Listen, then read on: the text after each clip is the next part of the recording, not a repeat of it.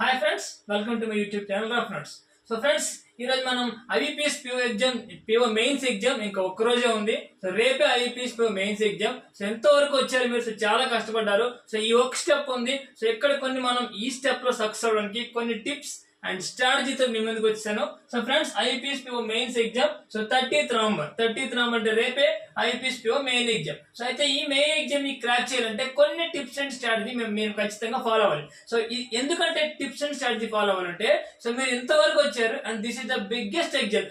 చాలా మంచి జాబ్, చాలా క్లాస్ జాబ్ ఇది.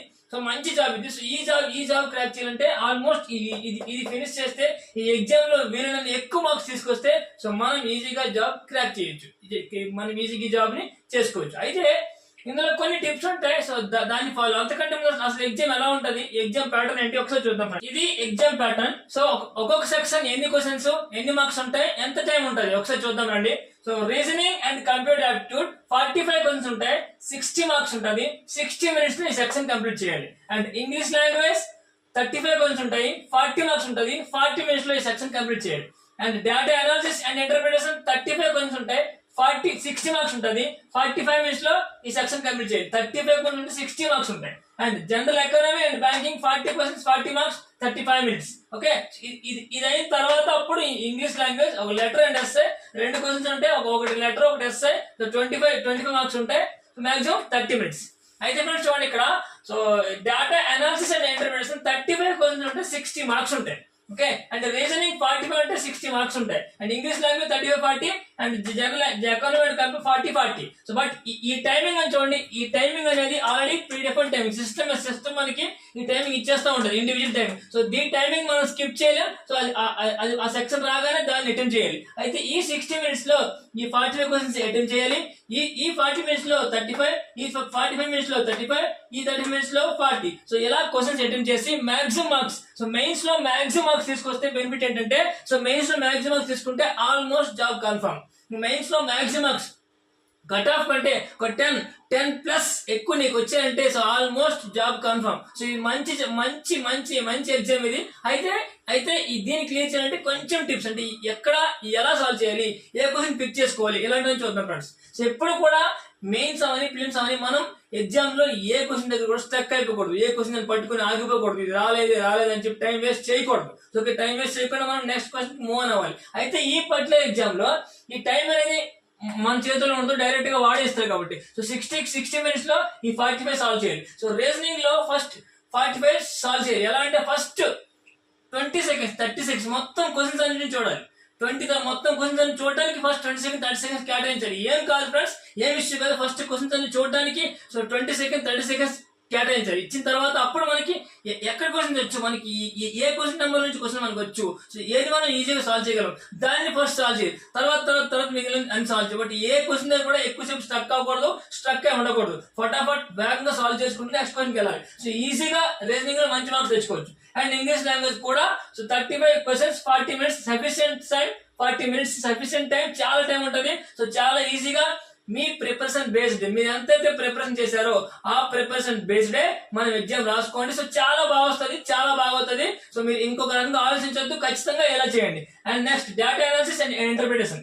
So only data analysis and interpretation ఉంటుంది, అంటే only data question. So I think 5 sets 10 sets questions ఇస్తారు. సో ఎవ్రీ సెట్ లో 2 to 3 క్వశ్చన్స్ చాలా ఈజీగా ఉంటాయి.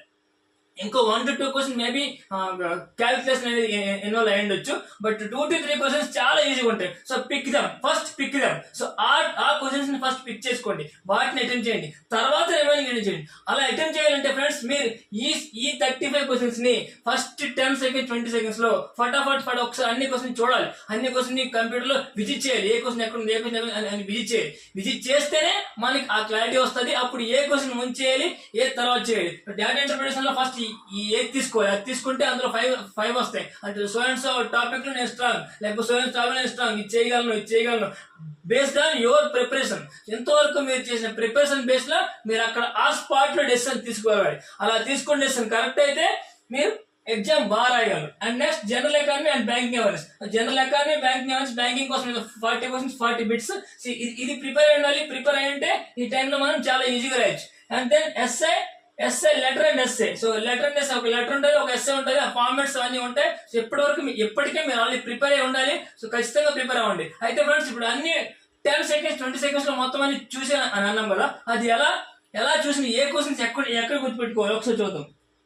మన కంప్యూటర్ ఇంటర్ఫేస్ ఓన్లీ క్వశ్చన్స్ నేను చూపిస్తున్నాను. క్వశ్చన్ ఇంటర్ఫేస్ ఎలా కనిపిస్తుంది, 1 to 30, 1 to 50, 1 to 60 వరకు ఇచ్చాను. సో ఎలా కనిపిస్తుంది ఇందులో ఇవన్నీ మీకు తెలుసు కదా. రెడ్ అంటే నాట్ ఆన్సర్డ్, గ్రీన్ అంటే ఆన్సర్డ్, ఇదంటే ఎల్లో అంటే మార్క్ ఫర్ రివ్యూ, ఇదంటే not at visited. So first అన్ని మనం విజిట్ చేయాలి.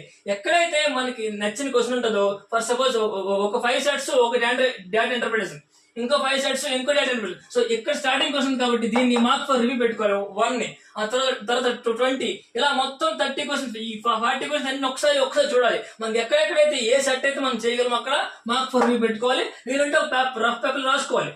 రఫ్ పేపర్ రాసుకొని ఫస్ట్ ఇది, సెకండ్ ఇది, ఫస్ట్ ఇది, నెక్స్ట్ 6th ఇది అని చెప్పి రాసుకొని ఈ 10 సెకండ్స్ అయిపోయిన తర్వాత అప్పుడు నీకు ఏదైతే ఈజీగా ఉందో దాని దగ్గరికి రావాలి, అక్కడ సాల్వ్ చేయాలి. నెక్స్ట్ ఇలా ఫస్ట్ 20 సెకండ్స్ నువ్వు ఈ క్వశ్చన్స్ కోసమే, ఈ క్వశ్చన్స్ ఎక్కడ నుంచి వెతకగలిగితే, సో ఆ క్వశ్చన్ ని పిక్ చేసుగలిగితే, సో ఖచ్చితంగా మాక్సిమం మార్క్స్ అటెంప్ట్ చేస్తావు. సో ఈ మెయిన్స్ లో మాక్సిమం మార్క్స్ తెచ్చుకుంటే almost 99% job confirm. So April 1st result లో నీ పేరు ఉంటుంది, కంగ్రాచులేషన్ వస్తుంది. సో నో డౌట్ వస్తుంది. సో ఖచ్చితంగా ఇలా ప్రిపేర్ చేయండి, ఇలా ప్రిపేర్ అవ్వండి. ఎంతవరకు ప్రిపేర్ అయింది చాలు. సో ఎంతవరకు మీరు ప్రిపేర్ అయింది అప్ టు ద మార్క్ చాలా.